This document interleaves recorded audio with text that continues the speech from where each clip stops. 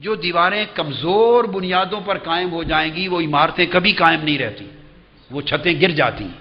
میں مضبوط بنیادوں کی ہمیشہ بات کرتا ہوں۔ مضبوط بنیادوں پر اگر دلائل کی مضبوط بنیادوں پر عمارتیں قائم کر دیں تو کوئی بن باز بن کے آ جائے اور لاکھ بن باز آ جائیں، آپ کو متزلزل کوئی نہیں کر سکے گا، آپ کی نسلوں کو بھی کوئی نہیں کر سکے گا۔ علمی دیانت ہوتی ہے۔ اب ہم انگوٹھے چومتے ہیں، تقبیل الابہامین، میں نے ایک سے دو تین مثالیں دے دی۔ اب پورے عالم عرب میں جائیں کوئی انگوٹھے نہیں چومتا، میں خود چومتا ہوں۔ اب میں اس لیے ساتھ بتا دیتا ہوں، کوئی یہ نہ سمجھے کہ شاید میرا انگوٹھے چومنے کا عمل نہیں ہے۔ میں تو انگوٹھے وہ چومتا ہوں کہ کوئی سنی نہیں چومتا، کوئی بریلوی نہیں چومتا ہوگا۔ آپ پوچھیں گے جی آپ کون سے چومتے ہیں کہ کوئی بریلوی نہیں چومتا؟ سنیں، کل علماء اہل سنت انگوٹھے چوم کے کیا پڑھتے ہیں؟ صلی اللہ تعالی علیہ یا رسول اللہ اور قرۃ عینی بک یا رسول اللہ، یہ طریقہ ہے۔ اب جو میں پڑھتا ہوں وہ بھی سن لیں۔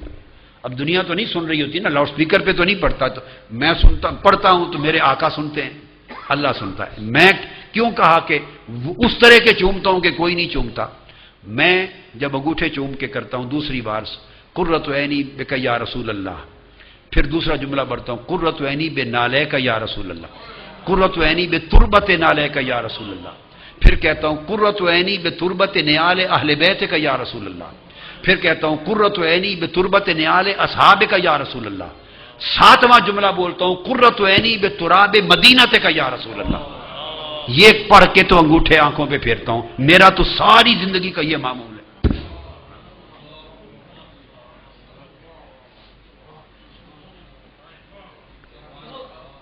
میں تو مدینہ کے کتوں کے پاؤں کے ساتھ لگی ہوئی گرد کے ساتھ بھی آنکھوں کو قرۃ کہہ دوں۔ اور میں نے زندگی میں میں آگے اور کیا نہیں کہتا۔ تو میرا مقصد بات کا یہ ہے، اب عمل یہ ہے۔ اور ایک زمانہ مناظروں کا تھا، 60s کا، 50-60s کا زمانہ مناظروں کا رہا۔ علامہ چک سواری صاحب جانتے ہوں گے، مناظروں کا دور تھا ایک، اب وہ نہیں رہا۔ میں نے بھی مناظرے کیے۔ میری زندگی کا پہلا مناظرہ 8 گھنٹے کا تقبیل ابہامین کے موضوع پر ہوا تھا۔ زندگی کا پہلا مناظرہ، میں نوجوان تھا۔ تینوں منصف علماء دیوبند کے فارغ التحصیل اور فاضل تھے، تینوں منصف۔ اور میں بڑا بے دھڑک کرتا تھا، کوئی منصف بن جائے پرواہ نہیں۔ وہ کہتے تھے یہ تینوں دوسرے مسلک کے ہیں، فیصلہ غلط دے دیں گے، اللہ اور اس کے رسول کے بھروسے پر۔ کہتا تھا ان کے لیے میں ان کو کھلا چھوڑوں گا باندھے بغیر تو تب فیصلہ دیں گے، باندھ دینا انشاءاللہ۔ تینوں منصف دوسرے تھے، 8 گھنٹے مناظرہ ہوا، تینوں نے متفقہ فیصلہ انگوٹھے چومنے کے مستحب ہونے پر لکھ کر اعلان کیا۔ تینوں علماء دیوبند، دلائل میں گھیر لیا ان کو۔ تو میں نے اس لیے کہا کہ ہماری تو زندگی گزری ہے اس پر، لیکن اگر کوئی مجھ سے پوچھے کہ جو انگوٹھے نہیں چومتا تو کیا اس کو میں سنیت سے خارج کر سکتا ہوں؟ یہ خیانت اور بددیانتی ہوگی، چونکہ حدیث ضعیف سے ثابت ہے۔ حدیث یہ میں آپ کو بڑا حظ آئے گا اور کام آئے گی یہ طریقہ، میں 2 منٹ لگیں گے، میں وہ مناظرے کا خلاصہ بتا دوں۔ ہوا بھی یہ، میں نے تینوں علماء کو کہا کہ میں نے ثابت کرنا ہے، انہوں نے، ان مولانا نے انکار کرنا ہے، دونوں سے تحریری طور پر کیا ثابت کرنا ہے میں نے، مجھ سے بھی لے لیں، انہوں نے کیا ثابت کرنا ہے ان سے بھی لے لیں، تحریر بند رکھ لیں اور اس کے بعد سنا دیں اور پابند کر دیں، جو لکھ کے عقیدہ دے دیا یہی ثابت کرنا ہوگا۔ میں نے لکھ کے دیا کہ تقبیل ابہامین آقا علیہ السلام کے اسم پاک اور درود پاک پر یہ حدیث ضعیف سے ثابت ہے، اور حدیث ضعیف پر فضائل اعمال میں عمل کرنا مستحب ہے اور عند الاکثریہ جمہور مباح ہے۔ سو جو انگوٹھے چومے آقا کے اسم پاک پر عمل کرے اسے گناہ کوئی نہیں، اور جو نہ چومے اسے بھی گناہ کوئی نہیں، یہ جائز ہے، جس کا جی چاہے چومے، برکت ہے۔ اگر کوئی نہیں چومتا تو وہ ترک واجب کا باعث۔ میں نے لکھ کے دے دیا۔ اب جو مولوی صاحب تھے انہوں نے لکھ کے دیا، انہوں نے میری چٹ پڑھی، اس مولوی صاحب کے بھی پڑھی جو مناظر تھے، انہوں نے لکھا تھا کہ انگوٹھے چومنا، انگوٹھے کے آگے بریکٹ میں لکھا تھا ٹھوٹ۔ اتنے زبان دراز گستاخ لوگوں کے اندر حیا نہیں رہتا، یاد رکھ۔ جو آقا علیہ السلام کا گستاخ ہو گیا اس کے اندر حیا نہیں رہتا، کیونکہ حیا ایمان کے ساتھ ہوتا ہے۔ जिसे आका का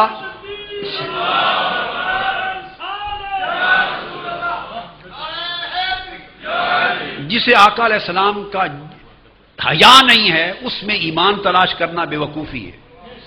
बेईमान और बेहया एक ही शख्स के दो उन्वान हैं।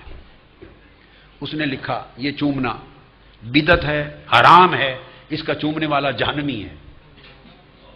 उसने ये लिखा, उसका पढ़ के सुना दिया, फिर मेरा पढ़ के सुना दिया। जब उसने मेरा पढ़ के सुनाया तो मौलवी साहब वहीं गर्म हो गए, उनकी तो मौत वाक़ई हो गई। मैं तो मुनाजरे का एंड भी देख रहा था। बस उसके बाद वो खड़े हुए, उन्होंने कहा, किताबें निकाली, ये हदीस ज़ईफ है। मैंने रोक दिया, मैंने कहा हदीस का ज़ईफ होना ये निज़ाई मसला ही नहीं है, ये माबैन हम दोनों के यहां मुत्तफ़क़ा बात। वो जो किताब उठाएं साबित करना चाहते थे कि ये हदीस ज़ईफ है, मैंने दावा में लिख के दे दिया। तो मैंने कहा इस पर तो कोई मुनाजरा ही नहीं है, मैंने खुद लिखा है, हाँ हदीस ज़ईफ है, इसे साबित करने की जरूरत नहीं। अब उसके पास पूरे 8 घंटे के लिए मुनाजरे का करने का कुछ बचा ही नहीं। उसने साबित यह करना था कि ज़ईफ है, मैंने दावे में लिख दिया हाँ हदीस ज़ईफ है। अब आगे लिखा था हदीस ज़ईफ पर अमल करना फ़ज़ाइल में या फ़ज़ाइल आमाल में जायज़ है।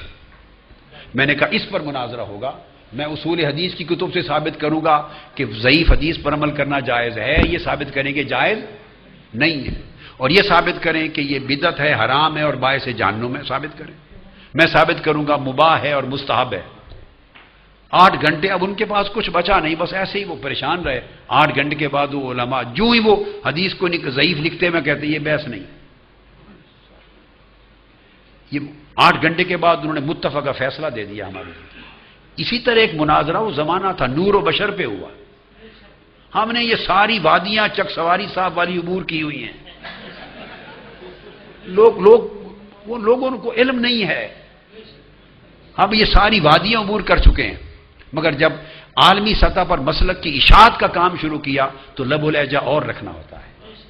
सिर्फ जुबान हिकमत और जुबान मौइज़त इख्तियार की।